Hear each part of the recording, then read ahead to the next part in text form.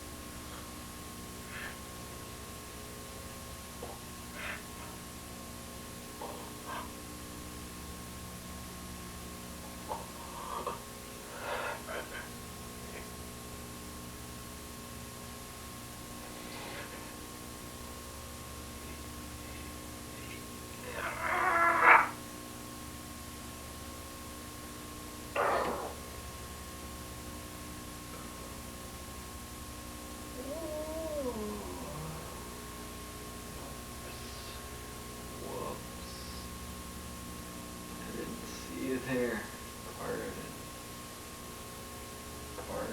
it, just another one of my spells. It ain't what it looks like. I'm perfectly safe, okay? Just come on in.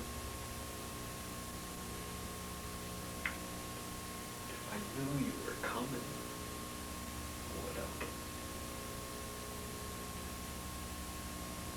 I would have powdered my best wig, the one with the jerry curl right in the center, put it on my head, and I would have gotten a little more dressed up than this, but maybe this is best.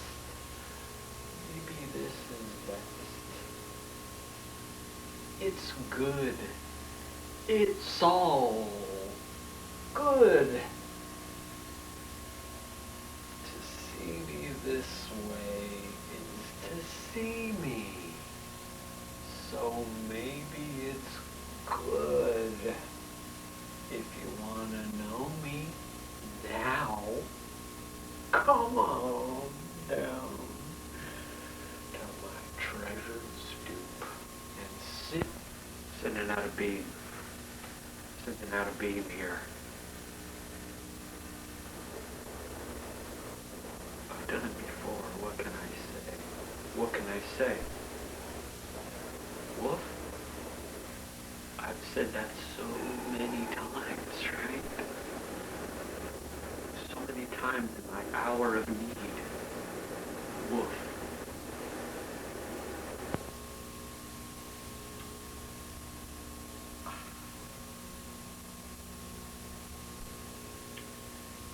This mic. Woo! Bring me back. This mic bring me back. You know what I'm saying. You know where I've been. You know what I've done.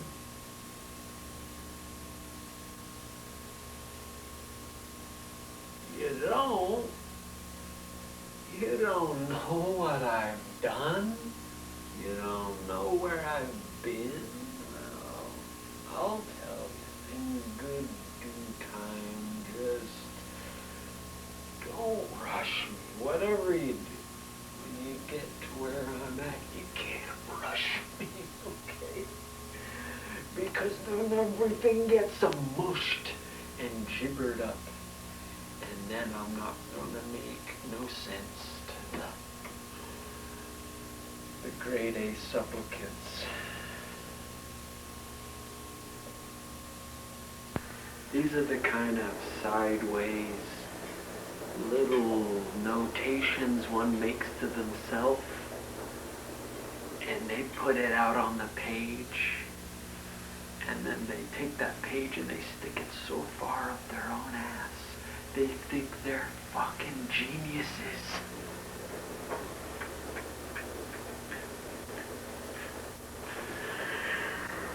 Present company included.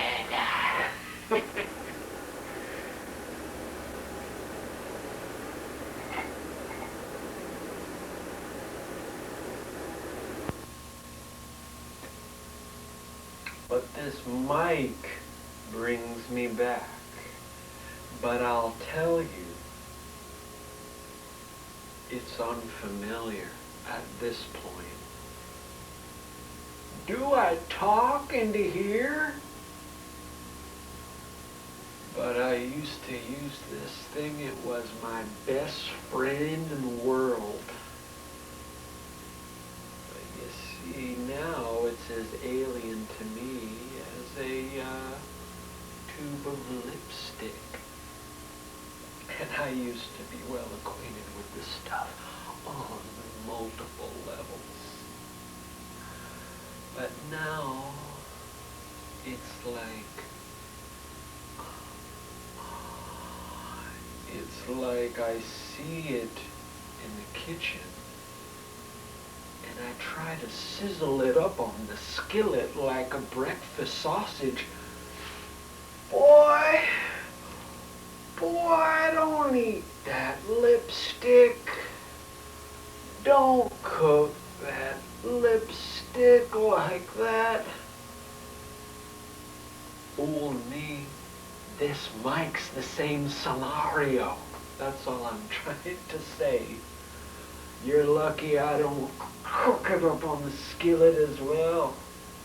I forgot how to use it, but I used to use it like Boy George and the gang. But you don't know when it's gonna slow down, and you certainly don't know when it's gonna stop. But it always does, and that's when the dust collects on the spittle filter. And then when you go to talk, you start coughing like the deacons.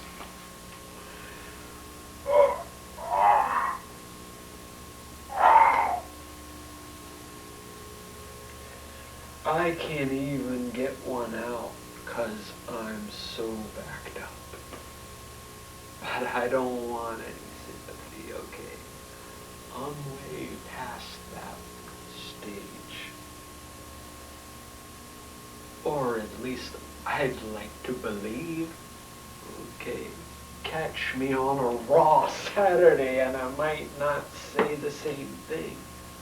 But no problemo. Everything's good. Or my name isn't Cobb Randel.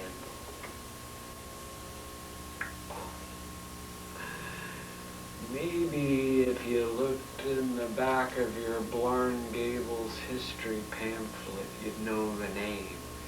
And if you used the product back in the day, you would have felt me, because I was coming in strong. Look it up. But anyhow, the turn took, and I don't blame anybody but myself.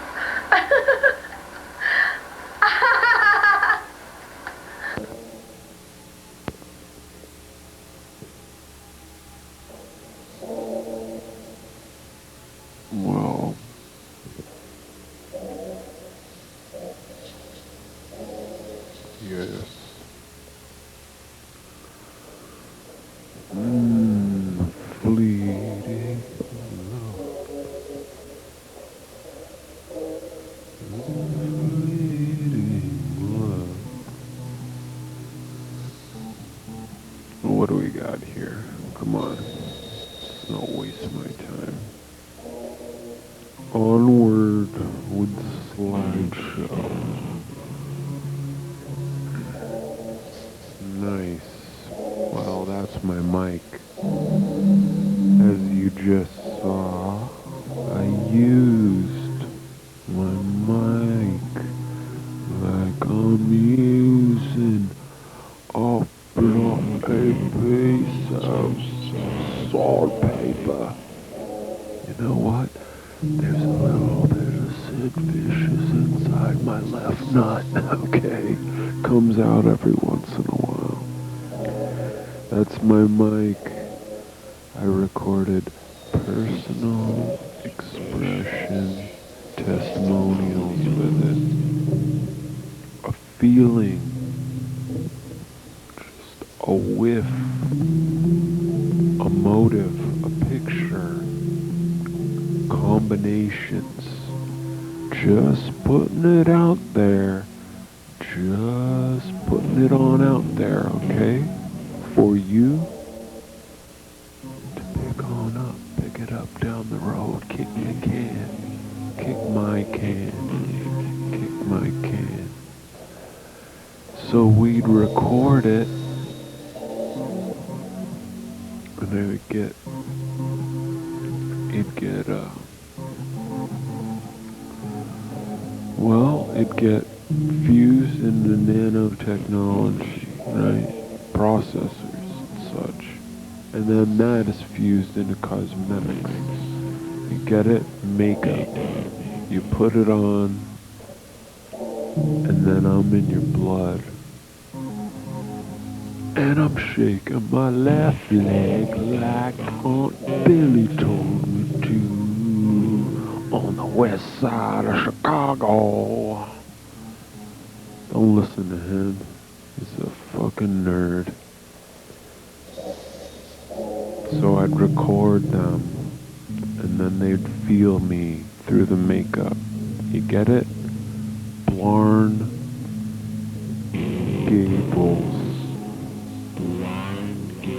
I worked for Blarn Gables, and I spoke my piece into the makeup for over 20 some odd years. What a ride. What a whirlwind.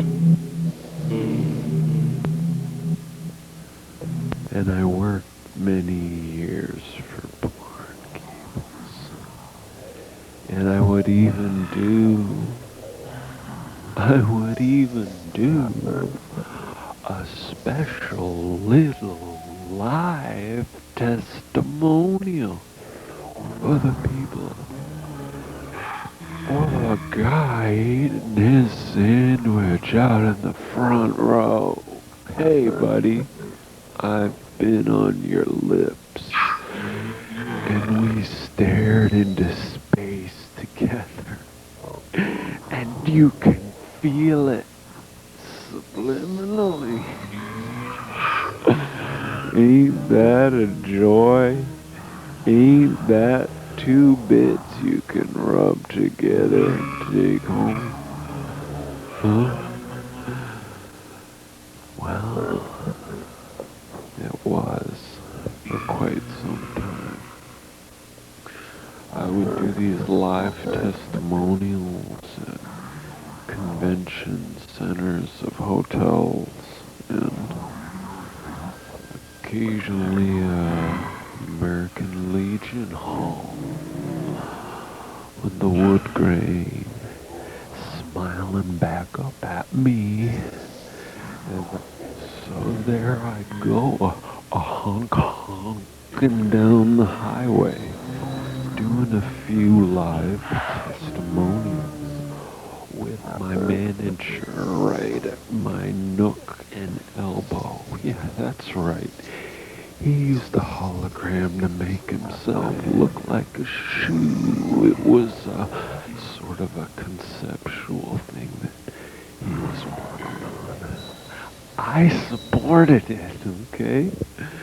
And so we'd be backstage, right, getting ready to breathe life into the users of makeup.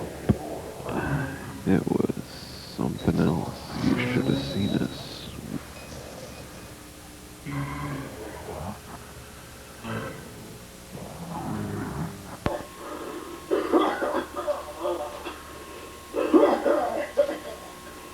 Oh, yeah. Oh, yeah. They're gonna love you, kid. You think? Oh, yeah. You're on another level.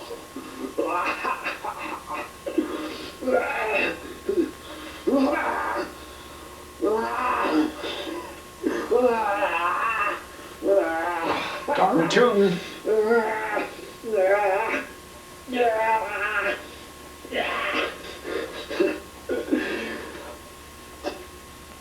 You're gonna plug this place up.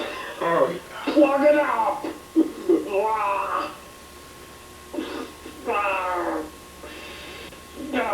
Cartoon.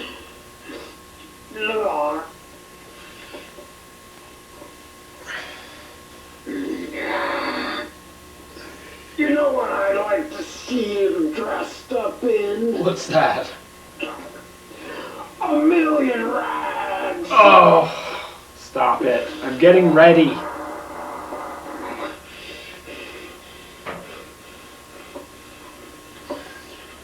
Hey, I've got something recreational indulgence in my blouse! You don't say. Woohoo! Yeah! Oh, Cobb's feeling good. You know, if you feel good, they feel good.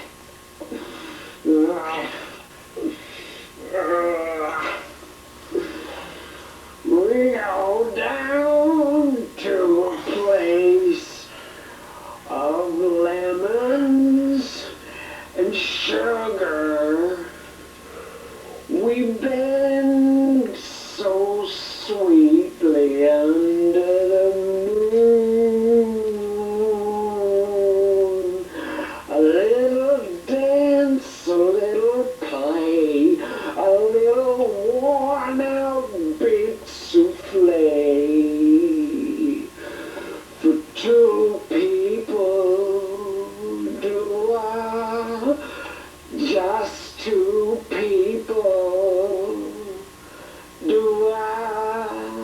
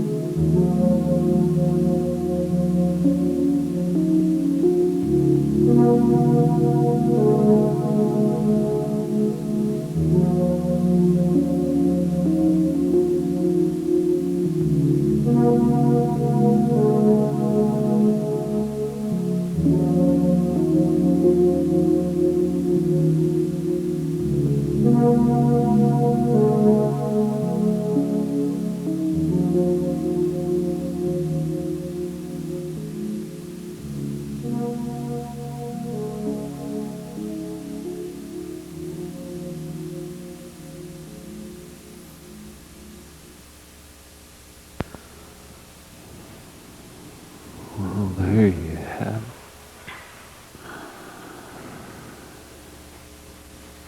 it. Ain't that creative? I used to put on my big floppy beret and dash myself with an extra fine squirt of baby powder, and I would sit on my thinker's chair and dream up another golden nugget like you saw there in the convention center floor in Provo. That's how they talk. But when I wasn't recording testimonials or performing them, I would take an aimless, wandering walk. It soothed, and then way down secret rectangle, you know, the place right next to the fine china. And as I would go on these escapades, these strolls, these little walks, sometimes I'd just find myself in unknown territory, and I'd just lay down right there and go to sleep for the night. Bed down, bunk down, put that little bandolier fate. And it was a joy to awaken, to get my bearings. Now I can really see the compass, make my way back. But one day, I woke up. Things changed. You don't know when it's gonna happen. And after all those years at Blarn Gables, it felt like it would never end. And in fact, it was building on itself, building something more and more expressive, more resonant, more detailed. You don't know when it's gonna stop. You don't know when it's gonna slow down. But then it does. And when I woke up from my meandering footwork, I was face to face, snout to snout, right there neck and neck with a placid, doe-eyed, gentle friend we call Cow. But it wasn't the healthiest looking cow I'd seen. Its fur was patchy and irregular, with some matted segments, and there was a growth on the side of its head that resembled the cap of a mushroom dusted in cow fur, right? And it looked at me, and I looked at it, and after 20-some years, working for Blarn Gables, doing these testimonials, speaking and expressing and walking towards the mystery and dipping more than a toe in shadows. I looked at this misshapen cow and I said, here we are again. And I won't deny you, brother. I embrace you. And so I pulled out a glass and I stuck it underneath the cow and I milked, because you too are part of the cycle, and if anything, you are a more resonant chamber than some of those other old rubber hoses we see lying around so often. And I milked this old friend, and I looked at the glass, and the color was not so good, not so pure as we're used to seeing, especially with how much filtration they use in modern milk. The color was unusual, but I said, this is where we go. Hallelujah, light the candle and put it down under my chair so it can tickle me in the most tender region of my soul, and I drank the milk. And as it turns out, I really shouldn't have. You don't know when it's gonna slow down, you don't know when it's gonna stop. But when I drank that milk, I infected myself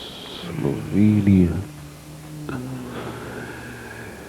And they were all infected by Pinky Hayman, just like me, and I ended up being a carrier.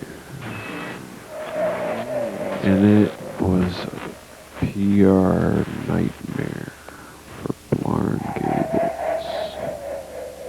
I was immediately let go of my position. And an aggressive rebranding campaign was necessary to get them back in the black. Sorry, boys. And me, well, as you can see, I became a shell of my former self. I suppose I was lucky in a way. Pinky Hayman has so many various hosts that it's bouncing itself between. I'm only visited once or twice a month.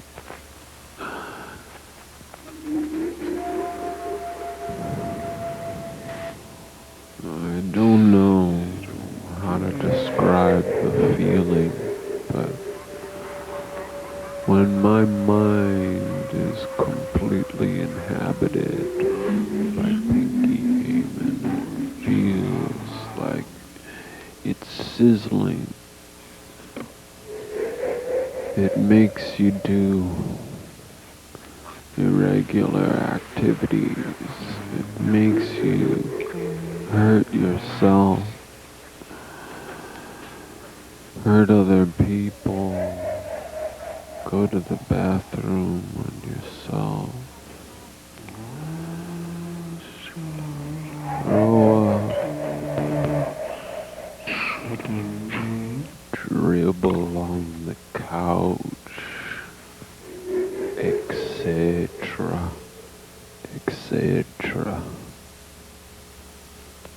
And with that kind of behavior, I pretty quickly alienated myself from all the people who used to tell me how great and gifted I was. I spent more and more time alone. I didn't know you could be so alone. That was news to me. Maybe it's not news to Mr. Pringle on the can there. But I didn't know until it was so. But I craved sympathy and understanding. But the more I express that to the people who I used to know, the more pathetic I appeared. Isn't it funny how that works? And so I sat in my shitbox apartment watching professional wrestling, waiting for the next hoof shoe because Pinky's feet are hooves to drop. And then we were back in the cyclone of fucking terrorized, inhuman instability. And if you saw me through the window, you'd think I was fucking fool.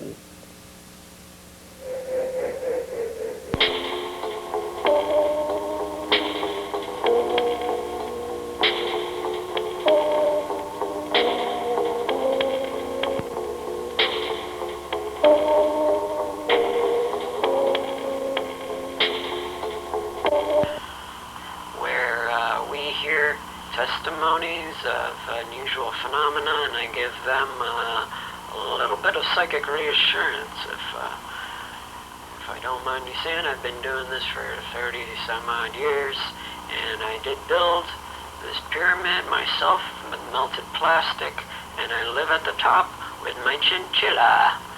So let's have our first guest. Let's start at the bottom rung of the pyramid. Let's drag that over. Slave? Okay. Lauren Gables, cosmetics, testifier, you know that stuff, the subliminal stuff they put in the makeup. My wife used to love it back when she was around. Bitch. Cobb Randel. Hello. Hi. How, Cobb, and welcome to the show. Make yourself comfortable. Now, actually, I may have screwed that a little on the intro. You are an ex-cosmetics testifier for Lauren Gables. You were recently let go, and you've made some pretty wild accusations about the reason why, and I thought maybe you could talk to the why don't you tell us about it? I fell asleep in the pasture, you see, and I woke up and there was a cow. I drank its milk, and then I got infected. Right. That is definitely quite a story. Milk, huh?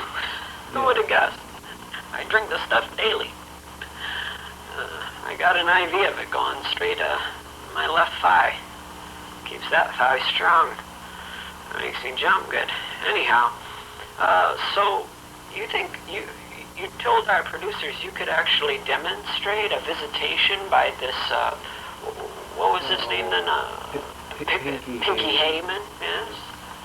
I don't know. It's not something... Well, maybe you could give it a shot, huh? Why don't you, when you see an old rattle Pinky's cage, huh? Don't rattle too hard. I know when my cage gets rattled, get ornery.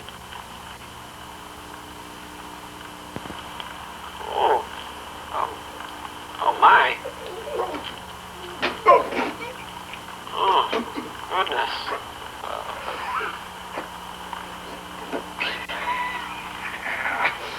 Oh God.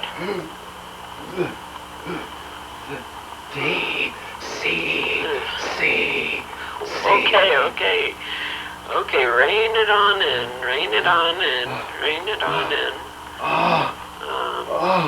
So, am I speaking to Pinky now?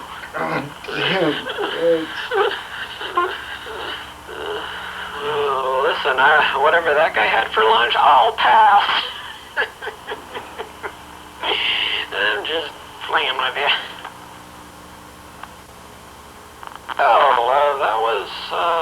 That was really something, you know, and I sympathize with your plight, Cobb.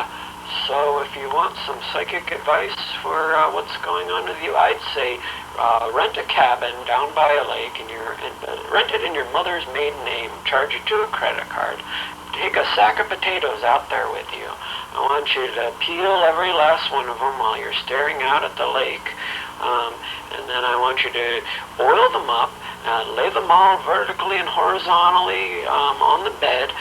Then I want you to disrobe, and then I want you to get lost in the ice. All right, kick him out of here, Joe. Kick him out of here, Joe. What a crackpot.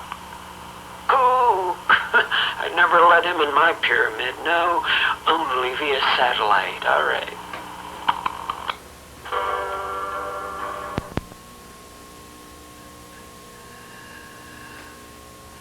Not my finest hour, I'll admit. I don't know why I agreed to go on that entertainment program. I guess it goes to show you just how desperate for answers I really was. After I had first been exposed to Pinky.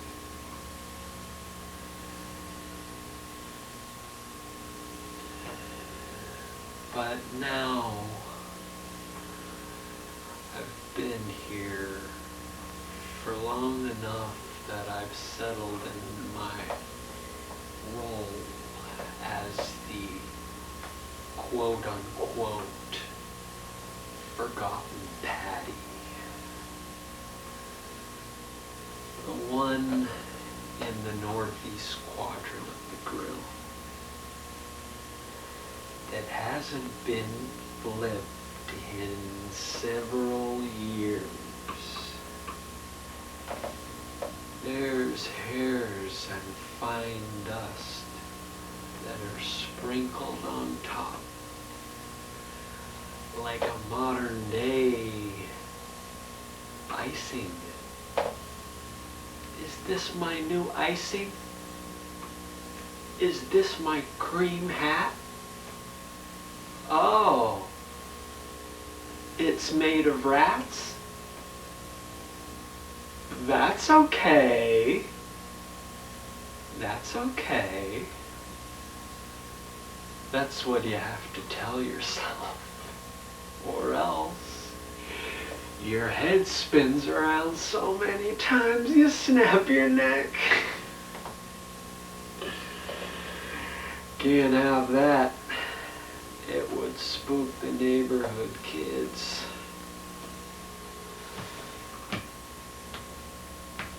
And so, I settled into that role as the forgotten Patty. I was convinced I was. And even if I didn't feel like it all the time, I wore that mask. I wore that expression that I was one, you know.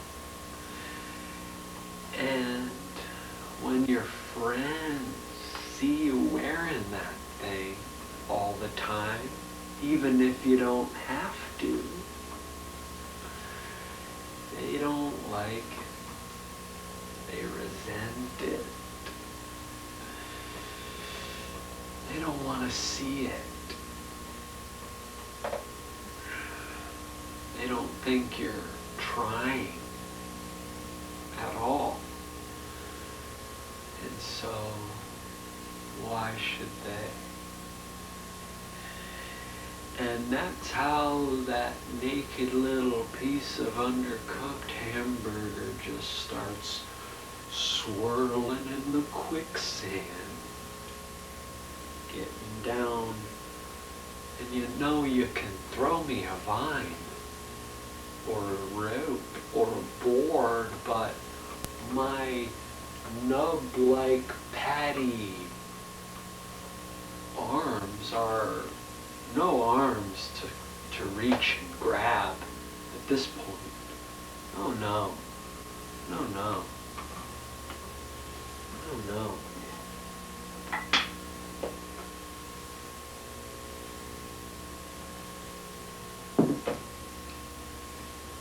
All you can do is watch the bubbles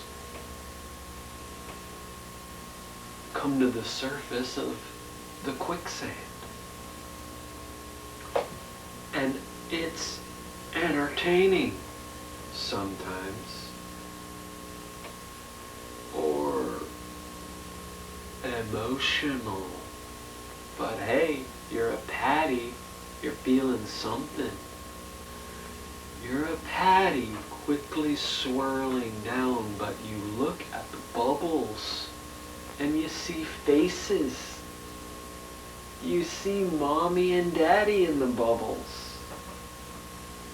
Oh, wish I would have connected with them more before I got down here. C'est la vie. C'est la vie, I guess. You look into bubble number 2. You see those old childhood friends and the slumber parties. Staying up late with the ice cream and the cookie cake and the late night naked women on television. Oh my God. Such glories I never knew. I remember now, as I'm sinking in my patty state, I remember there was some good, there was some good, and so many could have beens.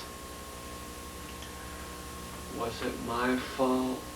Was it time? Was it them? We'll never know. But that's the pleasant itch of the pattyman as he cycles down.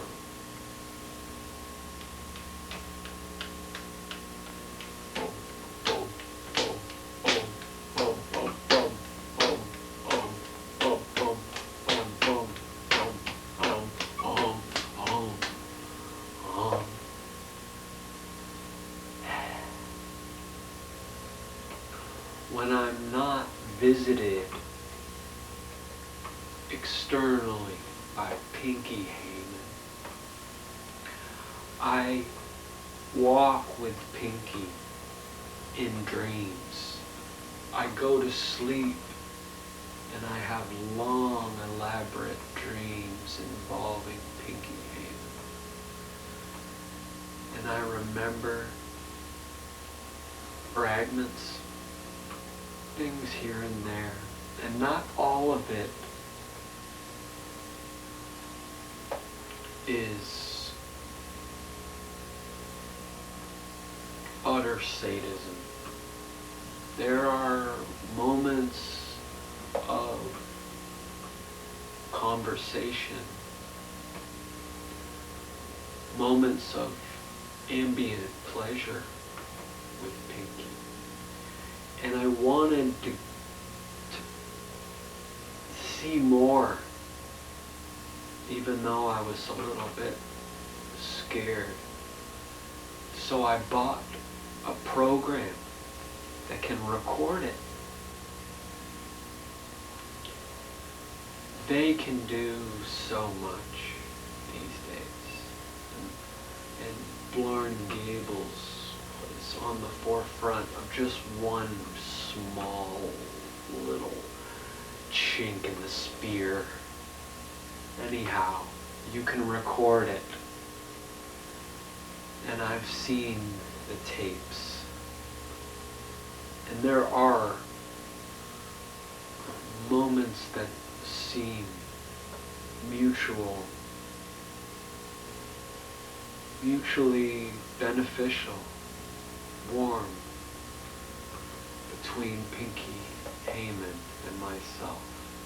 But I'd be fitting in my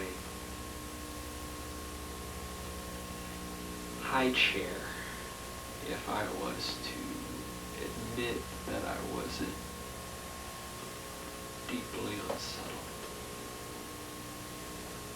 by the things that I saw and the things that were insinuated about my identity and how it relates to Pinky Hayman. Because the one little grain of peace that I carried with me in my unhealthy color in that patty-like state was that I was me, and that I had done some things that I was glad I did, and that I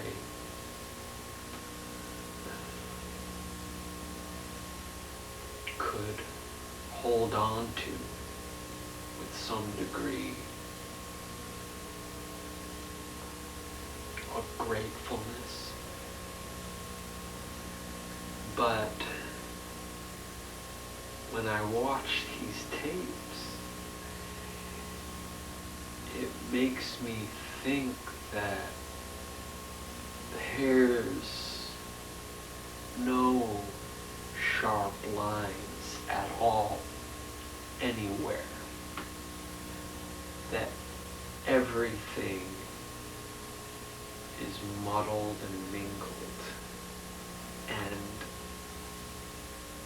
there's a screaming echo quality that frightens me deeply.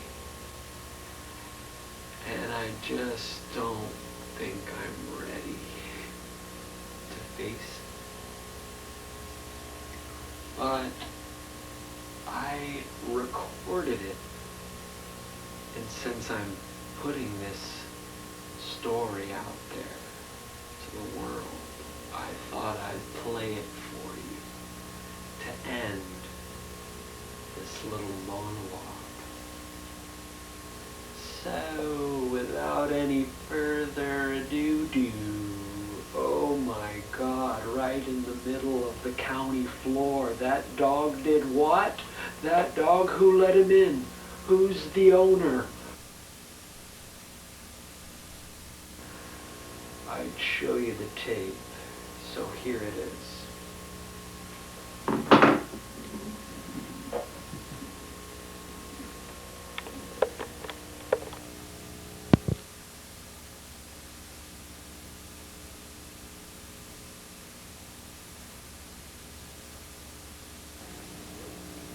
Había que contar lo que se decía con la mirada, con el cuerpo, bailando.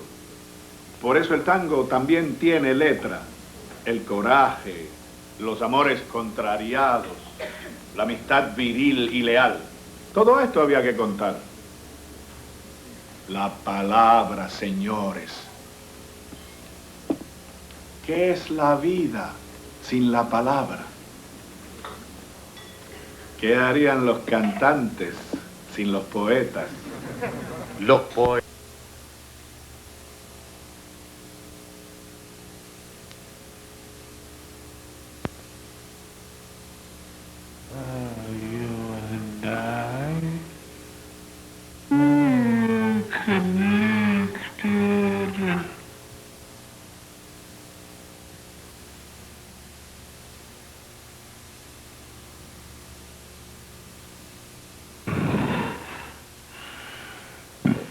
Don't be sour, don't be cross. You're part of something special, Cobb. You think I'm an intruder, but I'm you, Cobb. I'm a version of you.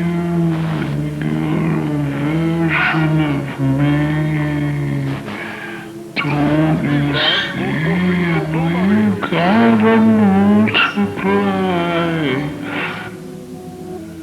Here in the subconscious, Cobb, we can project our personality, the different dreams, different places, different times, and the story grows, Pinky grows. If you play your cards right, you'll grow too.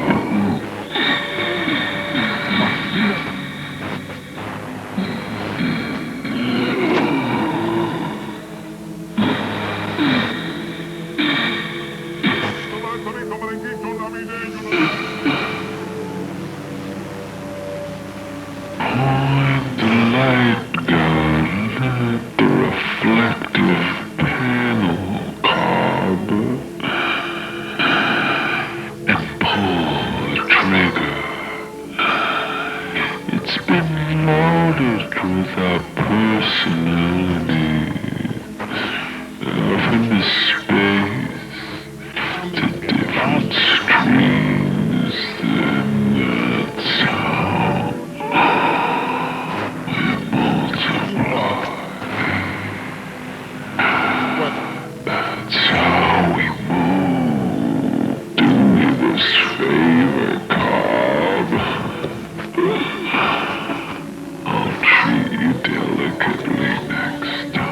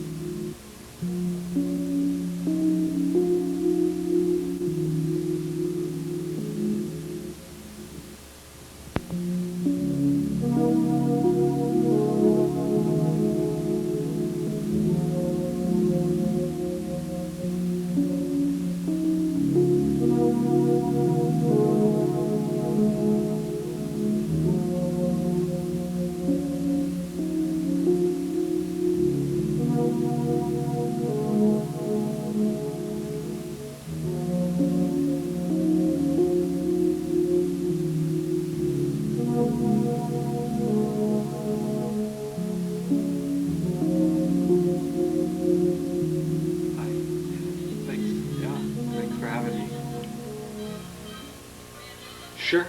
Yeah, sure. Well, my name is Carlos Randel, and I'm an illustrator for a cosmetics company called Blarn Editions. A little uptown. I draw diagrams and instructions and advertisements as well. Yeah, it's good. The year? The year? Well, it's 1957. Yeah, yeah. I do like Ike. I do. I think he's done a lot of good stuff.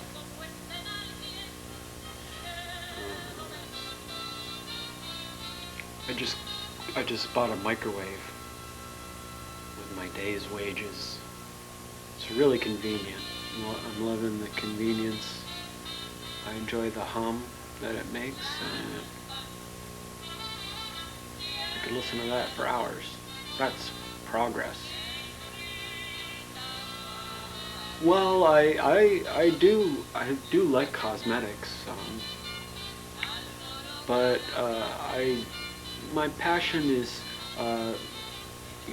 comics, newspaper strips. I've always wanted to get something in the funnies, and I think I'm sort of chugging into a good idea.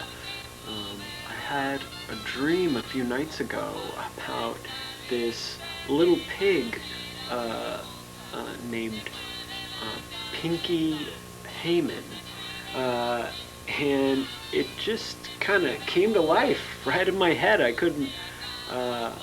never had an idea quite like that, and so I woke up in the middle of the night and I scribbled it down on a pad, and it's stuck around. It's stuck around. So I'm pitching that to the Tampa Tribune, and I'm also gonna go for the St. Pete Times, see if they'll bite on that. You want to see it? You want to see it? Yeah. Yeah. Yeah. Yeah. Okay, so there's his torso, and here's his little rump. His cute little rump. He's got a pigtail there. He's got kind of a big head.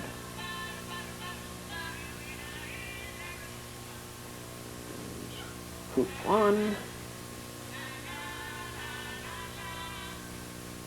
2. Well, 3 and 4 follow that.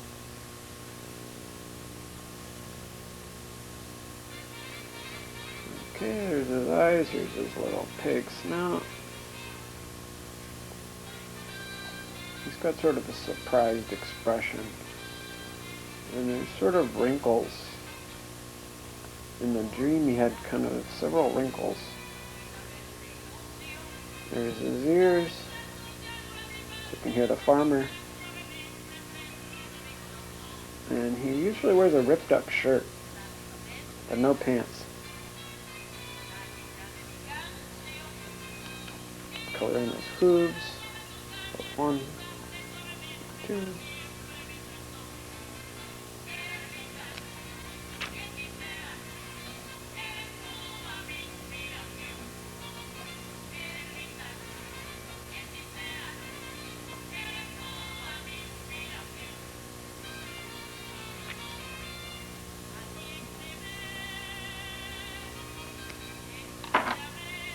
What do you think?